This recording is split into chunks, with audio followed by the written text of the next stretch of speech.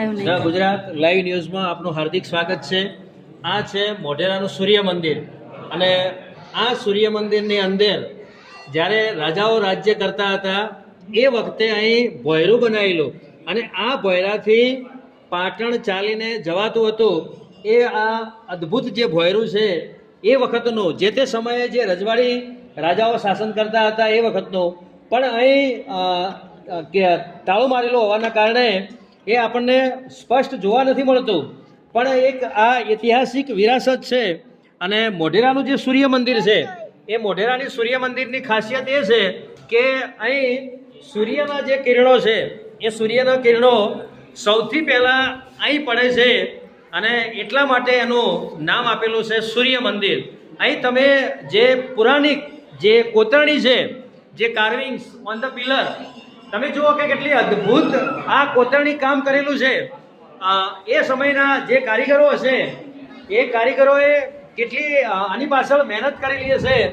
કદાચ જો અત્યારનું આ કામ હોત તો આટલું લાંબુ અને ટકાઉ ન હોત, પણ એ વખતના જે સલાટ જાતિના જે કારીગરો છે એ કારીગરો એ આ મોઢેરાનું જે સૂર્ય મંદિર છે એની કોતરણી કરેલી છે અને એ કોતરણીનો એક આ શ્રેષ્ઠ ગુજરાતનો એક નમૂનો એટલે મોઢેરાનું સૂર્ય મંદિર।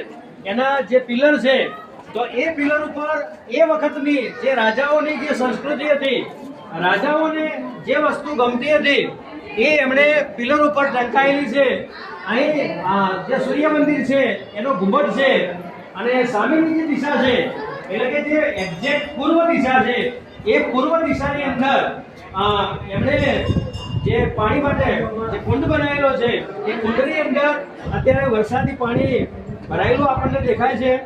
એની આજુબાજુ કે જે સમગ્ર ગુજરાતમાંથી જે પર્યટકો ફરવા માટે આવેલા છે એ પર્યટકો એની મજા માણી રહ્યા છે।